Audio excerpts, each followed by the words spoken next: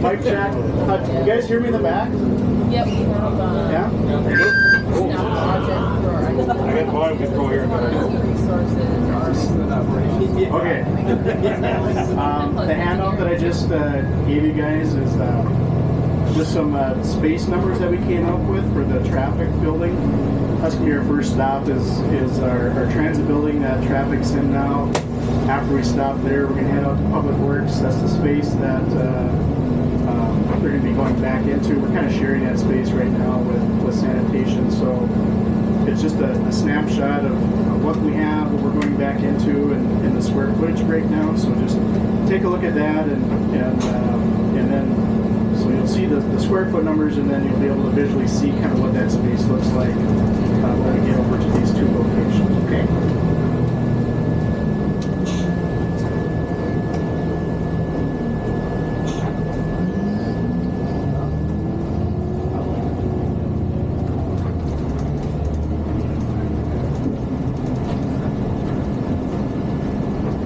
Now we just need a train. Yeah, get bumped CP right on time. Really long.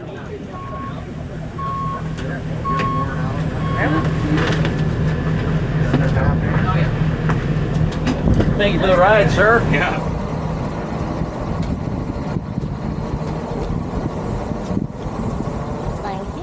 Standing right now would be considered the diesel storage of the shop. Really what we need to keep warm in the wintertime is our bucket truck. And this over here is our sign truck. So in the wintertime, these are quick response trucks. They have hydraulic lifts on them. So if the stop sign gets knocked down, one of our signs our signs that we have to have a quick response, that thing has to get out within an hour's notice. Where are we headed to next, Brian? Golf Works. Okay. Thank you for riding my attractive. Please stay seated while the bus. So while we're in this area, I'll just let you know. So in the spring we did a large tree removal project. So this is getting ready for MI6 construction this summer. So eventually the traffic building that needs to get tore down. There'll be a large levee segment that runs along here. Basically just wrap around the river. There'll be a closure on 7th Street. And then this MI6 will terminate at a large pump station basically just north of the pool in Roosevelt Park. And then MI7 will take off from there. It's another levee section that goes past the skate park, wraps around, and basically turns the flood wall right about at the walk bridge that goes across to the other the east section of Roosevelt. There will be flood walls that run from there all the way through the zoo.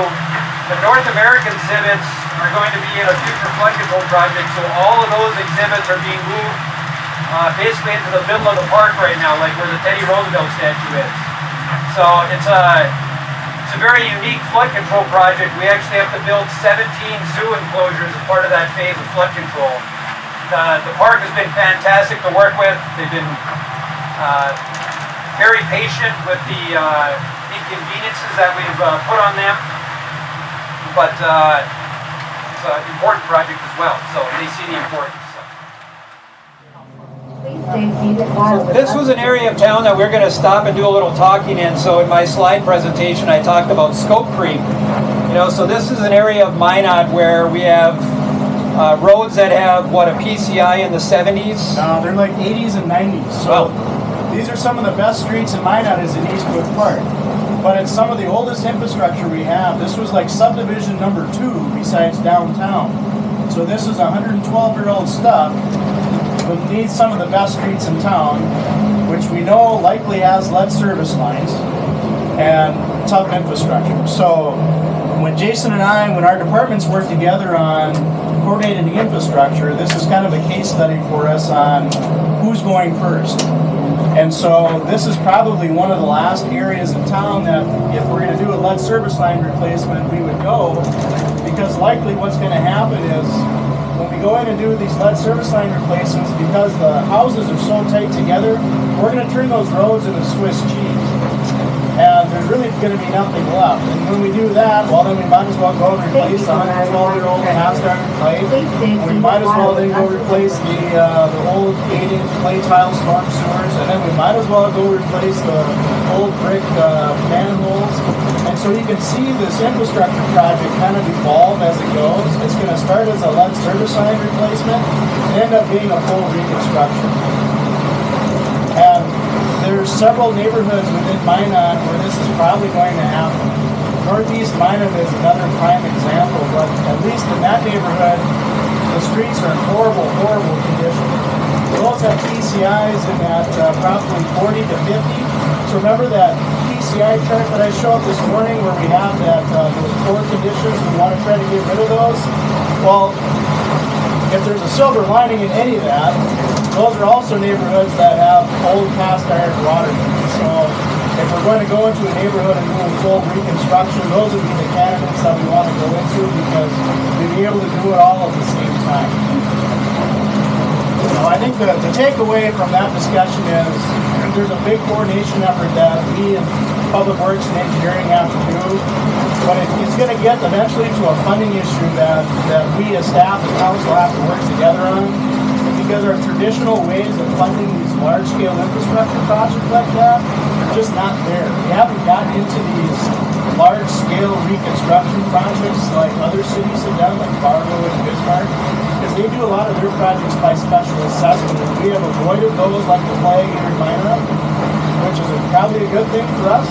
We haven't gotten into that kind of project. But that means we probably need a different funding source to really start doing those projects. That's something we're going to have to think about in the future. Bake sales. Bake sales. Have you exhausted everything else? Do you have a good Scotcheroo recipe? FEMA said, okay, we'll give you $75,000 to move out of that building. This building here for sanitation was under design. So we were able to take that money and we built this little annex onto the side of the building. It didn't cover the whole expense, but it was something. And we're able to have this shop space for traffic.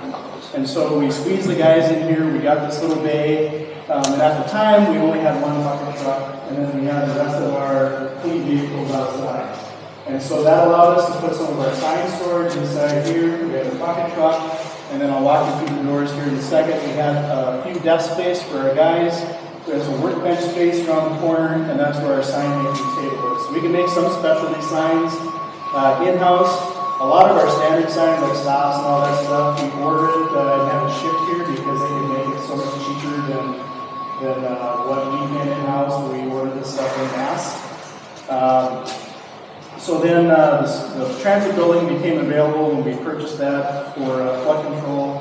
The thought was, like Public Works has done, we can pick that building up, we can move it, and we can set it out here at the facility, and then operate out of that. Unfortunately, because of cost and other things, that is no longer a feasible plan.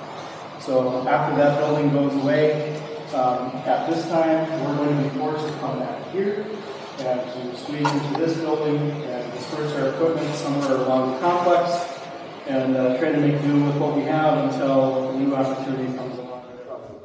So you basically just suck the dirt up. You're turning the dirt into mud. Yep. And then it sucks it up. We got a 3,000 gallon tank in the back, and it carries about 1,200 gallons of fresh water for the jet. So we got 100 feet of hose that's wrapped up in here, and there we got a 750 BTU burner for wintertime operation, so we keep the water hot, so we don't freeze up. Like John said, as far as the game changer, so in our fleet we have another truck that looks like this one, but it's just a jetter vac. It doesn't have the hydro excavation. And then we have a standalone jetter. So this machine can do all that with the right components. So we ordered another one of these this year, and eventually we're going to trade in the hydro vac, and we'll eventually let that jetter go. So we'll have two dedicated hydro excavators, and one that can do jetting and stacking along with it. The only difference between that truck and this truck is it'll have a reel on the front, 800 foot of hose, and we'll jet the sewers with that. Really a game changer for the city of Minot. I think we're ready. All of this comes with weapons trailers, and so when the guys get there, we can do 8 standard 12-inch sewers. We also did an upgrade last year to the camera trailer. We put a new camera and new software in. So we're about as up to date with this as we can get. This is going to be a game changer. We camera about 10,000 feet a year. Sewer lines. Not quite 360s, 270 rotation. So we can look up sewers. As a camera, if we find a spot repairs, we pull back, we slow it up there, go back up, fix it, we're done. Instead of marking, like software will mark all of our repairs. Before we bring it back and then when we do our binding, we tell them, oh, we need a spot repair here. They can do that. Well, now we can just do it the same day. So you put this around there and you pump it up just enough to hold this on here. And when you get there, which when you're doing that, now you only have just a little bit around your pipe. And it's not right. And then there's this tape holds it, cut that, and it's going to kind of somewhat expand. And then once you get it there, yeah, you just apply the air to it, and you can watch it in your camera. You can watch this thing. You can actually watch each one of these click. Good luck with that. Yeah, thanks for the tour. Yeah. Thanks, John. Yeah, thank you. You got the head count?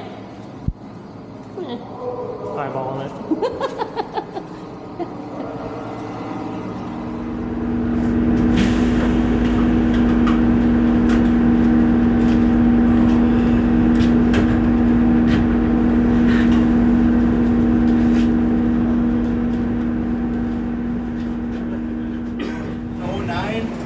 And the trouble with this pavement is it followed the old city specification, which we used for many, many decades, which was 6 inches of gravel and 3.5 inches of hot mix asphalt, which is a bike path. That is a ½ inch more asphalt than the city Minot's bike path specification. And so it's no wonder that every single road in this subdivision has failed. This is a $1.3 million fix. And so these streets have not lasted the minimum 20-year design life that we try to get out of these.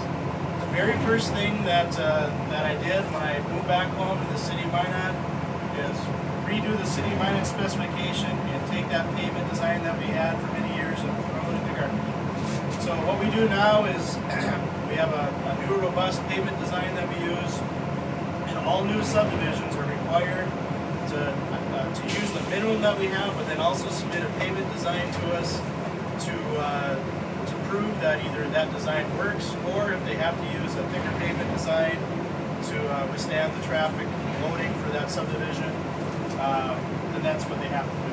So developers, of course, don't really like that because it costs more money, but in the long run, we have to have this infrastructure last because the citizens of Minot are the ones that have to maintain this infrastructure forever. So it's hard to see when you look out this window, but this pavement is completely alligator. There is no mill and overlay that's going to fix this. There is no chip seal. We have to remove this pavement, put it in cement stabilizers. So you can't just say, well, we're going to do what Fargo does because we have different funding sources than what Fargo does. So you think, just from your guys' perspective, is what you program into, projects for the year. If you said, well, hey, we know that we have a policy in place, we're going to get 25% of the cost in specials, would that ramp up some of these projects?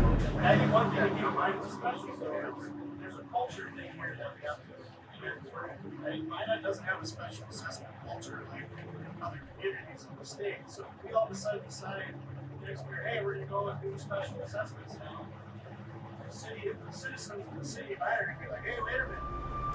We're not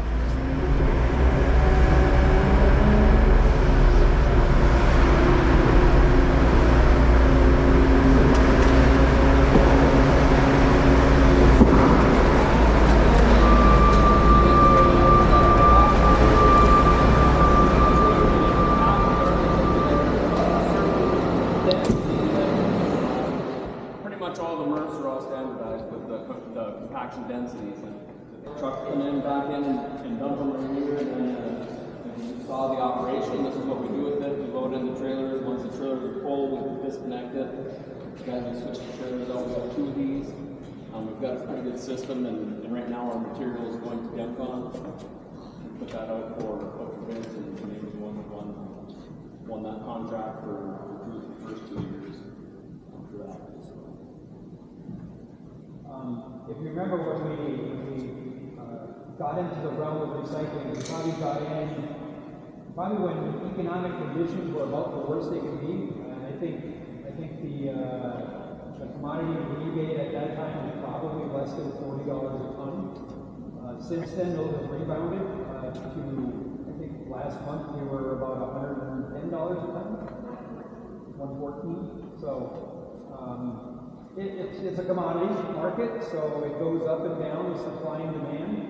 So there's good demand right now, and right now things look good. I think while we're here, the other things we'll talk about.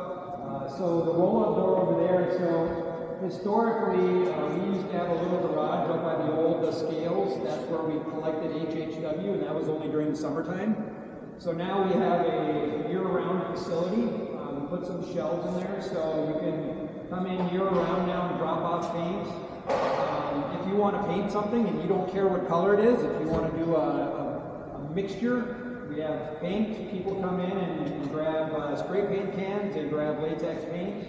So it's almost like a reuse facility as well. There's Roundup and bug spray, and there's some herbicides and pesticides and different things in there. So now that we have this, twice a year we do spring and fall collection, and then to coincide with those we do HHW collection along with e-waste. So we do that twice a year, and now that we have a facility that we can do year-round HHW, we're probably going to cut out one of those HHW drop-off events out at Public Works. It can be brought out here. The fall one generally has a little less participation, I believe. So this building functions as more than just recycling. And then while we're out here, we were going to take a drive, but we're currently in the process of completing cell 7. We've had the last probably year and a half, we've had a lot of complaints from some of the neighboring landowners with blowing trash. So right now today we're dumping in cell 6, so we're dumping trash about, what are we, about 90 feet in the air, Alan? Our protective fences around the cells are about 16 feet tall, so we're no match for North Dakota winds at 40, 50, 60 miles an hour sometimes. So cell 7 will be a great addition. We'll actually have low ground where we can start dumping again. We don't have to worry about trying to. So on really windy days, we'll stockpile what we can, but even when we stockpile and we don't push it around, there's still loose trash that comes out of cans and blows around. So we're trying to, so we'll be able to minimize that with the construction of cell 7.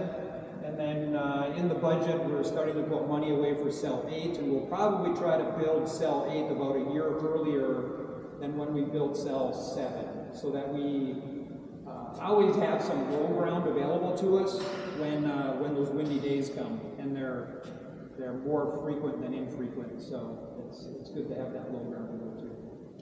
The other challenge we're having is equipment. We've never really had this issue. We've always had favorable interest rates. So a machine comes up for the end of its lease, we could lease another one for relatively close to the same price as what we were leasing before, but now the interest rates and machine costs have just erupted in the last 5 years, so things that we're dealing with.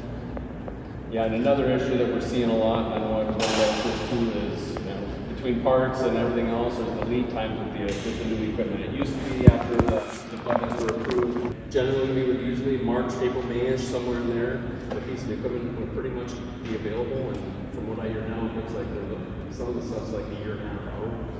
Same thing with trucks and that. If we were to order a compactor today, it's 15 months delivery.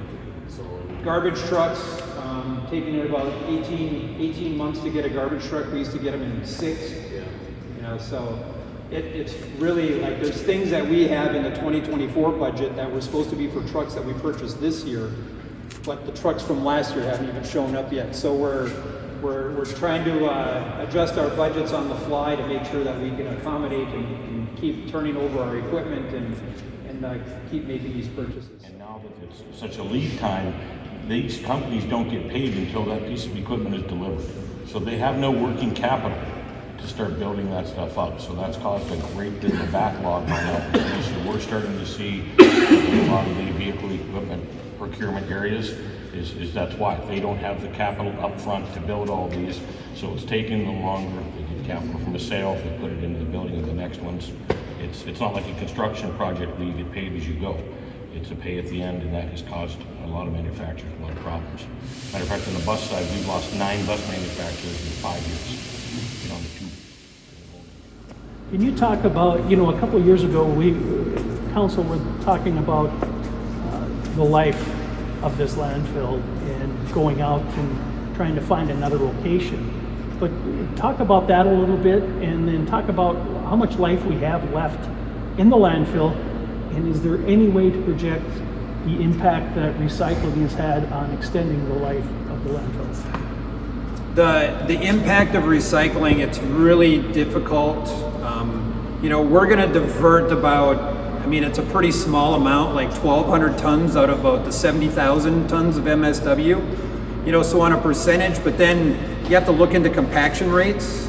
You know, so I mean, it's 1,200 tons of some of the lightest, fluffiest garbage that we have, and how that translates into compacted airspace, I haven't quite wrapped my brain around how to figure that out yet. As far as capacity, cell 7 is the last of the originally permitted cells from 1993. So that would have been on the old land still. So cell 8 would be the first cell constructed on the new property that we bought back in 2017. Based on projections and a little bit of a growth rate, that's probably about 25 years of capacity. And basically, you know, between planning and council at that time, you know, based on the, I guess, opposition to the landfill, we only permitted up to about the half of this section that we're sitting in, you know, so there could be a plan somewhere down the road if they wanted to extend that a little further south and get a few more years. So yeah, that's about where we're at. Thank you. Our garbage trucks, we collect about 13 to 15,000 tons a year. We figure our commercial customers from within Minot are probably that amount again, so we're probably about 30-some thousand-ish of the 70,000 that comes in. The other 40 comes from the surrounding cities, rural areas. It's a 6-county area.